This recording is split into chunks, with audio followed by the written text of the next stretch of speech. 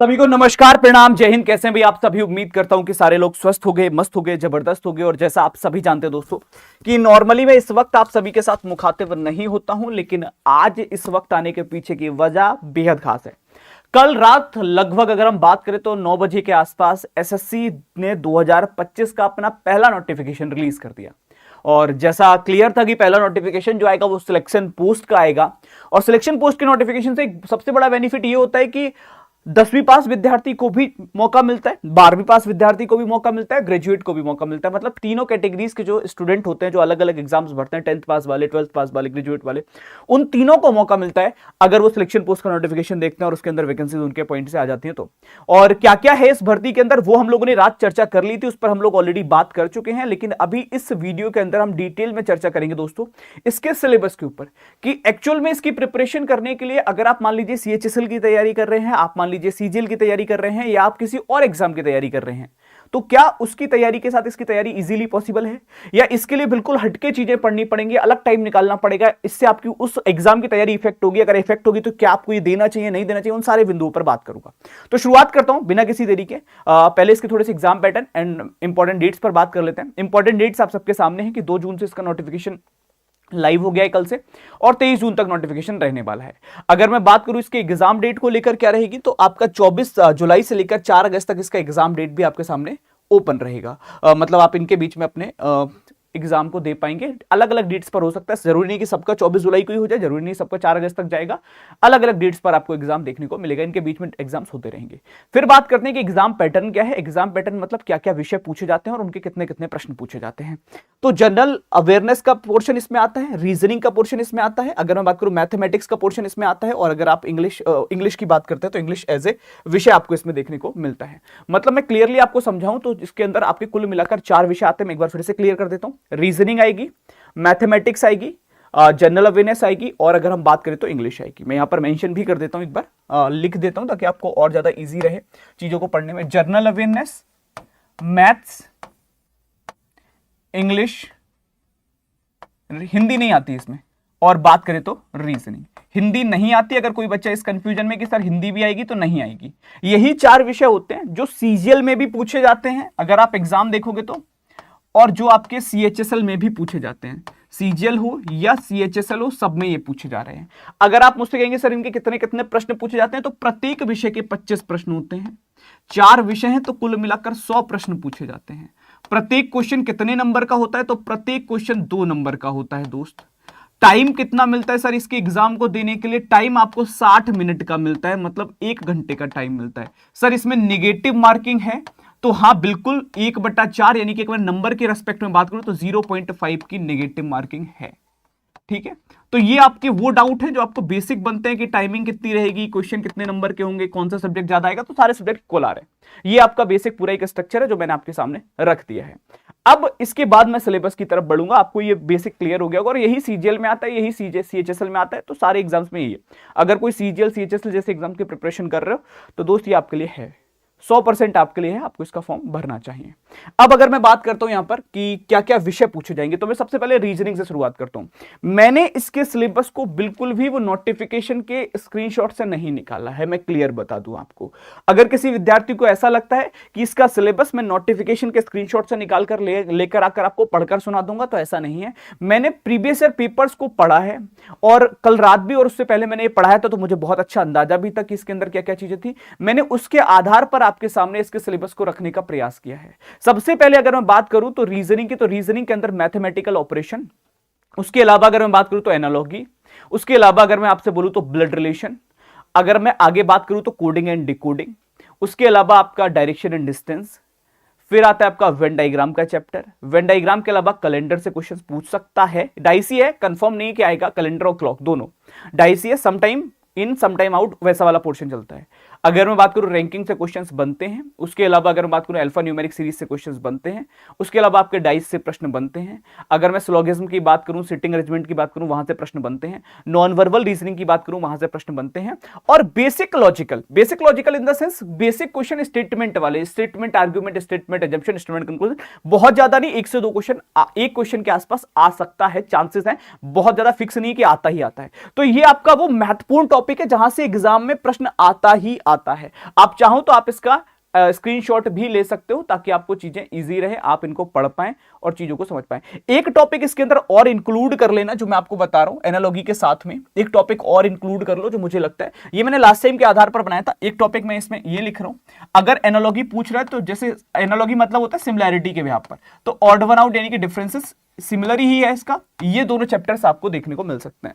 तो ये पूरा आपका रीजनिंग का सिलेबस है। आप कहोगे तो इसकी पीडीएफ भी मैं प्रोवाइड कर दूंगा अपने टेलीग्राम ग्रुप पर। आप लोगों को पता होगा मेरा टेलीग्राम ग्रुप, नहीं पता होगा तो लास्ट में लिंक प्रोवाइड कर दूंगा, वहां आपको ये मिल जाएगा पूरा सिलेबस। ये रीजनिंग का सिलेबस है और क्लासेस एंड ऑल कैसे करनी है उस पर भी आगे बात करता हूं। इसके अलावा अगर मैं बात करूं तो फिर आते हैं सेकंड इंग्लिश पर। इंग्लिश का सिलेबस इंग्लिश में ही बताऊंगा, वहां हिंदी का कोई बहुत ज्यादा औचित्य नहीं है। इंग्लिश के अंदर क्या क्या चीजें आती हैं, बहुत एक जनरल इंग्लिश होता है ना, कि एक तरह से कह सकते हो कि इंग्लिश, और अगर हम बात करें तो एप्टीट्यूड, इन सब में इसमें बहुत वैसा पोर्शन पूछता है इन द सेंस कि बहुत हाई लेवल पे नहीं जाता कि हाँ यहां से पूछेगा आपका एसबीआई पीओ वाली पूछेगा, वैसा कुछ नहीं। बहुत बहुत बेसिक इंग्लिश पूछी जाती है। Ability to understand correct English, मतलब भाई इनकरेक्ट स्पेलिंग होंगी, कुछ होंगी, उन सारी चीजों से बेसिक कंप्रेंशन आता है। राइटिंग एबिलिटीज पूछ लेता है। उसके अलावा एरर आपके रिकग्निशन करने को आ जाते हैं। उसके अलावा बात करूं तो फिल इन द ब्लैंक्स वाले पोर्शंस पूछ सकते हैं। वोकैब से क्वेश्चंस बनते ही बनते हैं 110%। स्पेलिंग से प्रश्न बनते हैं। आपकी ग्रामर जो बेसिक होती है वहां से प्रश्न बन जाते हैं। सेंटेंस स्ट्रक्चर से प्रश्न बन जाते हैं। सिनोनियम्स, एंटोनियम्स, ये तो पूछने वाली चीजें हैं ही जो कि हर एग्जाम में पूछ रहा है दोस्त, यहाँ पे भी आ जाती हैं। सेंटेंस कॉम्प्लीशन हो गया अगर हम बात करें तो, और फ्रेजेस और इडियम्स वर्ड्स हो गए। इन सभी जगहों से यहाँ पर बेसिक इंग्लिश के प्रश्न आपको देखने को मिल जाते हैं इंग्लिश के अंदर। फिर मैं बात करता हूँ, ये मैंने फिर मैं बोल रहा हूँ कि ये एग्जैक्ट वो टॉपिक मैंने लिखकर नहीं बता दिया आपको जो मेंशन रहते हैं। मैंने पेपर्स को देखने के बाद उनसे टॉपिक निकाले कि कहां से लगातार प्रश्न आते रहे, वो सब मैं समराइज करके आपके सामने वो टॉपिक लेकर आ रहा हूं कि आप इन जो रिमेनिंग 2 महीने उनमें क्या पढ़ो। अगर आपके पास 8 महीने 10 महीने होते तो मैं सब बता देता कि सब पढ़ लो, लेकिन अब जो रिमेनिंग 2 मंथ्स है उसमें आपको क्या पढ़ना है, क्या सिलेबस एक्चुअल में एग्जाम में आ रहा है, वो एग्जैक्ट बताने की कोशिश मैंने की है एनालाइज करने के बाद एग्जाम पेपर्स को। फिर जीके की बात करते हैं। जीके अपने आप में दोस्त अथाह सागर है। करंट अफेयर्स तो आएगी, इसमें कोई ऐसा वो नहीं है कि मैं कुछ नया बता रहा हूं। अगर मैं इसके अलावा बात करूं आपसे तो जितने भी आपके लेटेस्ट अपॉइंटमेंट होते हैं कि किस किस को अपॉइंट किया गया, उसके अलावा इंडियन जितने भी नेशनल मूवमेंट्स थे, जो हमारे आंदोलन रहे राष्ट्रवादी, उसके अलावा आपके जितने भी कैपिटल करेंसीज के बारे में क्वेश्चन रिलेटेड हो सकते हैं। हिस्ट्री से प्रश्न बन सकते हैं, इतिहास से प्रश्न बन सकते हैं, इकोनॉमिक्स से प्रश्न बनते हैं इसके अंदर, ऐसा नहीं कि नहीं आती है।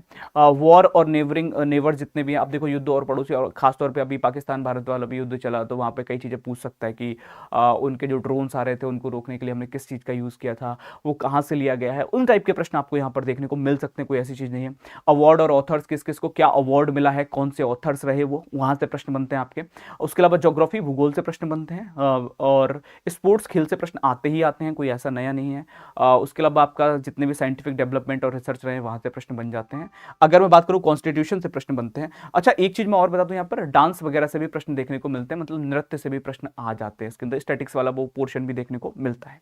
तो जीके जीएस आपकी, मतलब अगर आप किसी भी एग्जाम के लिए जीके जीएस पढ़ रहे हो तो आपको इसके लिए अलग से पढ़ने की जरूरत नहीं। इवन चाहे आप एमटीएस के लिए क्यों ना पढ़ रहे हो, आपको अलग से पढ़ने की आवश्यकता नहीं पड़ेगी। बट डिपेंड ही करता है आप पढ़ रहे हो। अगर आप एमटीएस की भी इंग्लिश पढ़ रहे हो तो इसकी इंग्लिश पढ़ने की जरूरत नहीं है, सफिशिएंट है। आप सीजीएल सीएचएसएल पढ़ रहे हो फिर तो 100% सफिशिएंट है, मतलब सब कुछ एग्जैक्ट है। एमटीएस वाले बच्चे को बस रीजनिंग और मैथ्स पे जोर देना पड़ेगा। क्वालिफाई करने के लिए पढ़ना तो पड़ता ही है ना, बस उस पर जोर देना पड़ेगा, चीजें वही हैं। उसके अलावा अगर बात करूं मैथमेटिक्स की, इसको भी मैंने बहुत ज्यादा समराइज कर दिया है, बहुत ज्यादा डिवाइड करके नहीं लिखा है कि बड़ा सा करके लिख दूं।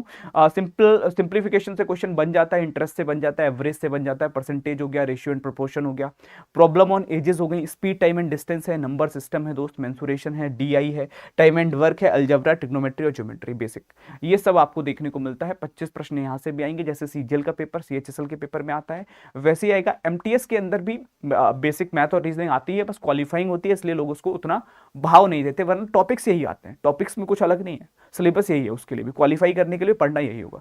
तो ये वो 4 विषयों का सिलेबस हो गया जो मुझे आपको बताना था, आपको समझाना था। आई होप कि आपको क्लियर हो पाया होगा क्या क्या टॉपिक्स आपको देखने को मिलते हैं। इसके पीडीएफ को लेकर मैं टेलीग्राम पर चीजें शेयर कर दूंगा, कोई प्रॉब्लम वाली बात नहीं है। अब 2 थॉट यहां पर आते हैं कि प्रिपरेशन कैसे करनी है। मैं दोनों चीजें बताता हूं, क्या फ्री करनी है या कोई बैचेस लेने पड़ेंगे, क्या चीज रहेगी, उन दोनों पॉइंट को मैं क्लियर करने की पूरी कोशिश करूंगा। सबसे पहली चीज, अगर आपको ऐसा लगता, देखो आप अगर किसी भी एग्जाम के लिए प्रिपेयर करने जा रहे हो दोस्त, तो पहला जो थॉट आता है वो यही आता है कि आप प्रिपरेशन तब इजीली कर सकते हो जब आपको ये पता हो आप एक्चुअल में स्टैंड कहां करते हो। मेरी बात समझना मैं क्या कहना चाह रहा हूं। आप कोई भी सामान खरीदने जा रहे हो तो आपको ये पता होना चाहिए आपके पास कितना बजट है उसको लेने के लिए, उसके अकॉर्डिंग आप प्लान करते हो ना।